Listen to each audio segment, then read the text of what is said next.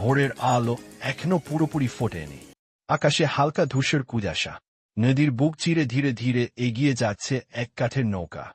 দাঁড় টানার সাথে সাথে পানির উপর ছড়িয়ে পড়ছে ছোট ছোট ঢেউ, আর দূরে কোথাও শোনা যাচ্ছে অচেনা পাখির ডাক। চারপাশে শুধু জল আর সবুজ, কিন্তু এই সবুজের ভেতরে লুকিয়ে আছে এক অদ্ভুত রহস্য। এখানে প্রতিটি গাছ যেন হাজার বছরের ইতিহাসের সাক্ষী, প্রতিটি খাল যেন বোঝে আনে অগণিত গল্প। এই সেই সুন্দরবন, বিশ্বের বৃহত্তম ম্যানগ্রোভ বন। একদিকে সৌন্দর্যের অপরূপ মায়া, অন্যদিকে বন্যতার শীতল শিহরণ। যেখানে রয়্যাল বেঙ্গল টাইগার শাসন করে নির্ভয়ে, আর নদীর বুকে ইরাবতী ডলফিন ভেসে ওঠে হঠাৎ করেই। এখানে আসা মানে সময়কে ভুলে যাওয়া, মানে প্রকৃতির কোলে ফিরে যাওয়া, আর মানে নিজেকে খুঁজে পাওয়া। চলুন আজ আমরা ডুবে যাই সুন্দরবনের হৃদয়ে, দেখি তার রূপ, শুনি তার কাহিনী, আর অনুভব করি সেই অদৃশ্য শক্তি যা শেষ বছর ধরে মানুষকে ডেকে নিয়ে এসেছে এই সবুজ রাজ্যে। বাংলাদেশের দক্ষিণ পশ্চিম প্রান্তে, যেখানে পদ্মা, মেঘনা আর ব্রহ্মপুত্র মিলিত হয়ে বঙ্গোপসাগরে হারিয়ে যায়, সেখানেই জন্ম নিয়েছে এক অনন্য প্রাকৃতিক বিস্ময়, সুন্দরবন। বিস্তৃত এই বনভূমি জুড়ে রয়েছে অসংখ্য নদী, খাল আর খাড়ি, যা জোয়ার-ভাটার সাথে প্রতিদিন বদলে যায়। এক এক সময়ে নদীর পানি শান্ত আর স্বচ্ছ, আবার এক এক সময়ে উত্তাল ঢেউ আছড়ে পড়ে তীরের শেকড়ে। বাংলাদেশ অংশের আয়তন প্রায় 6,017 বর্গ কিলোমিটার। ভারত অংশের আয়তন প্রায় 4,000 বর্গ কিলোমিটার। মোট বিস্তৃতি প্রায় 1,000 বর্গ কিলোমিটার। এই বনভূমির সবচেয়ে বড় বৈশিষ্ট্য হল এটি বিশ্বের বৃহত্তম ম্যানগ্রোভ বন। ম্যানগ্রোভ মানে এমন গাছ যা লোনা পানিতেও টিকে থাকতে পারে। এখানে জন্মেছে সুন্দরী, গেওয়া, গোলপাতা, যারা পানির জোয়ার-ভাটার সাথে খাপ খাইয়ে নিয়েছে হাজার বছর ধরে। সুন্দরবন নামটি এসেছে সুন্দরী গাছের নাম থেকে। শত শত বছর আগে এই গাছের অবারিত সারি দেখে স্থানীয়রা বনটির নামকরণ করে সুন্দরবন। ভূগোলের কারণে সুন্দরবন শুধু সৌন্দর্যের ভাণ্ডার নয়, বরং উপকূলের প্রাকৃতিক ঢালও। ঘূর্ণিঝড় আর জলোচ্ছ্বাসের সময় এই বনই প্রথম আঘাত সহ্য করে রক্ষা করে উপকূলের মানুষকে। তবে এই বনের ভূগোল মানেই কেবল নদীখাল আর গাছপালা নয়। এর গভীরে লুকিয়ে আছে অসংখ্য প্রাণ, ইতিহাস আর অগণিত রহস্য। সুন্দরবনের ইতিহাস যতটা পুরনো, তার গল্প ততটাই রহস্যময়। প্রাচীন যুগে এই বনভূমি ছিল ব্যবসায়ীদের সোনালী পথ। আরব বণিক, চীনা নাবিক, এমনকি ইউরোপীয় অভিযাত্রীরাও পাড়ি জমিয়েছিলেন এই নদীপথে লবণ, মশলা ও কাঠের বাণিজ্যের জন্য। প্রাচীন দলিলপত্রে সুন্দরবনের উল্লেখ পাওয়া যায় পাল ও সেন রাজাদের সময় থেকে। তখন এখানে ছিল বৌদ্ধ বিহার, হিন্দু মন্দির আর বনের প্রান্তে ছোট ছোট জেলে গ্রাম। কিন্তু সুন্দরবনের সাথে মানুষের সম্পর্ক কখনো শুধু ব্যবসা বা ভ্রমণের ছিল না, ছিল বেঁচে থাকার সম্পর্ক। বন থেকে মধু সংগ্রহ করা মোনাল, নদীতে মাছ ধরা জেলে, গাছ কেটে কাঠ আনা শ্রমিক, সবাই এই বনের সন্তান। মোনালরা বছরের নির্দিষ্ট সময়ে গভীর বনে ঢুকে মধু সংগ্রহ করে। কিন্তু এটি কোনো সহজ কাজ নয়। বাঘের হামলা, সাপের কামড় কিংবা হঠাৎ জলোচ্ছ্বাস, প্রতিটি দিনই এক নতুন পরীক্ষা। জেলেরা ভোরের অন্ধকারে নৌকা নিয়ে বের হয়, কখনো দিন শেষে ফিরে আসে মাছ ভর্তি জাল নিয়ে, কখনো খালি হাতে, কখনো বা আর ফেরে না। আর ছিল এক সময়ের ভয়ঙ্কর অধ্যায়, দস্যুদের দাপ্ত। এই বনের খালেখাড়িতে লুকিয়ে থাকা জলদস্যুরা নৌকা আক্রমণ করত, পণ্য লুট করত, এমনকি জিম্মি করত মানুষকেও।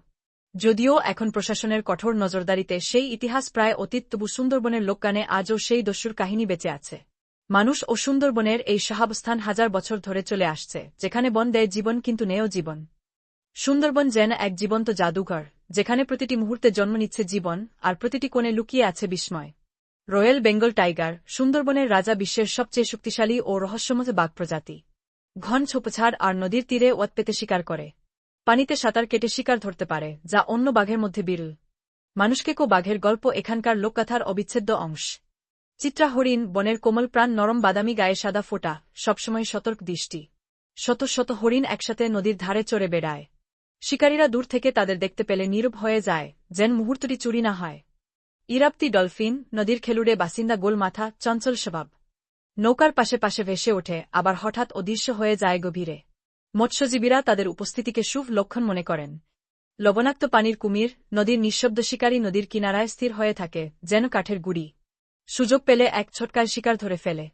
পাখির স্বর্গ, মাছরানা, সাদা বক, চিল, কাকাতুজা, শঙ্খচিল, শতাধিক প্রজাতির পাখি। ভোরবেলা ও বিকেলে নদীর আকাশ ভরে ওঠে ডানার শব্দে। উদ্ভিদরাজি, সুন্দরী, গেওয়া, গোলপাতা, ম্যানগ্রোভের মূল শক্তি। শেকট পানির উপর বেরিয়ে থাকে, যা শ্বাস নেওয়ার জন্য ব্যবহৃত হয়। জোয়ারভাটার সাথে এরা বদলে নেয় জীবনের ছন্দ।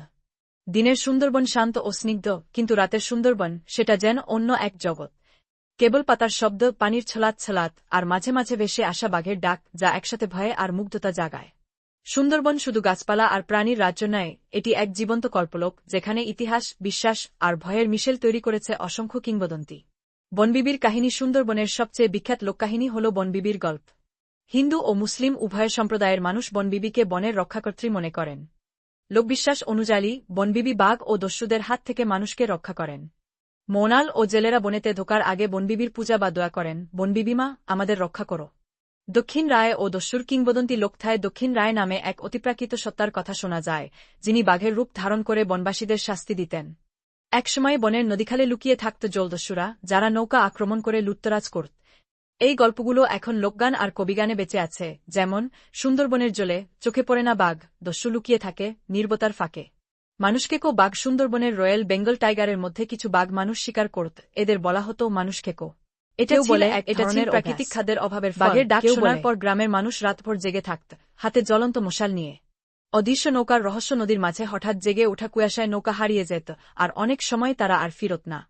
কিছু জেলে শপথ করে বলেছে তারা অন্ধকার রাতে নদীর বুকে অদ্ভুত আলো দেখেছে, যা মুহূর্তের মধ্যে মিলিয়ে গেছে। সুন্দরবনের এই রহস্যগুলো প্রজন্ম থেকে প্রজন্মে চলে আসছে। কেউ এগুলোকে কুসংস্কার বলে, আবার কারো কাছে এগুলোই বনের আসল প্রাণ। সুন্দরবন শুধু এক রহস্যময় বন নয়, এটি হাজার বছরের সংগ্রামের সাক্ষী। প্রাকৃতিক দুর্যোগ থেকে শুরু করে জীবনের প্রতিটি ক্ষেত্রে এখানে লড়াই চলছে অবিরত। ঘূর্ণিঝড় ও জলোচ্ছ্বাসের ঢেউ সুন্দরবন উপকূলকে ঘিরে একটি প্রাকৃতিক ঢাল হিসেবে কাজ করে।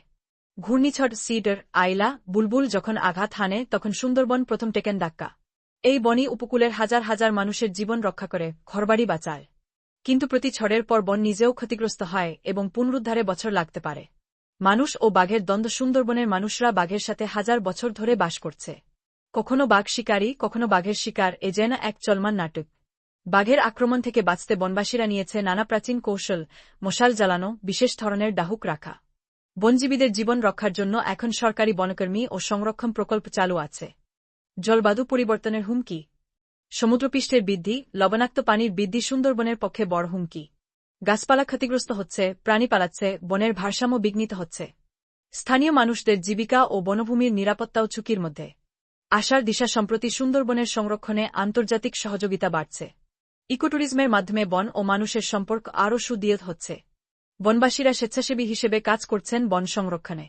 সুন্দরবন আমাদের শেখায়, সংগ্রাম ছাড়া বেঁচে থাকা সম্ভব নয়, আর প্রকৃতির সাথে ঐক্যবদ্ধ থেকেও জীবন গড়ে তোলা যায়। সুন্দরবন কেবল একটি বন নয়, এটি হাজারো মানুষের জীবিকার উৎস, দেশের অন্যতম গুরুত্বপূর্ণ পর্যটন কেন্দ্র এবং পরিবেশ রক্ষার এক অবিচ্ছেদ্য অংশ। জনপ্রিয় পর্যটন কেন্দ্র। কর্মজল। সুন্দরবনের প্রবেশদ্বার হিসেবে বিখ্যাত, যেখানে পর্যটকরা নৌকা ভ্রমণ শুরু করেন।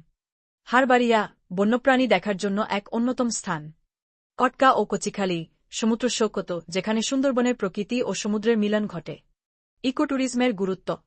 পরিবেশবান্ধব পর্যটন বৃদ্ধি পাচ্ছে, যা বন ও প্রাণীদের ক্ষতি না করে মানুষের সচেতনতা বাড়ায়।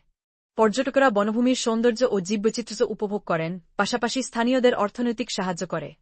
সংরক্ষণ প্রকল্প। বাংলাদেশ ও ভারতের সরকারি উদ্যোগে সুন্দরবনের সংরক্ষণ ও পুনরুদ্ধার কাজ চলছে। আন্তর্জাতিক সংস্থাগুলোর সমর্থনে নানা প্রকল্প বাস্তবায়িত হচ্ছে। বনজীবীদের জীবনমান উন্নয়নের জন্য বিভিন্ন কর্মসূচি পরিচালিত হচ্ছে। আন্তর্জাতিক গুরুত্ব।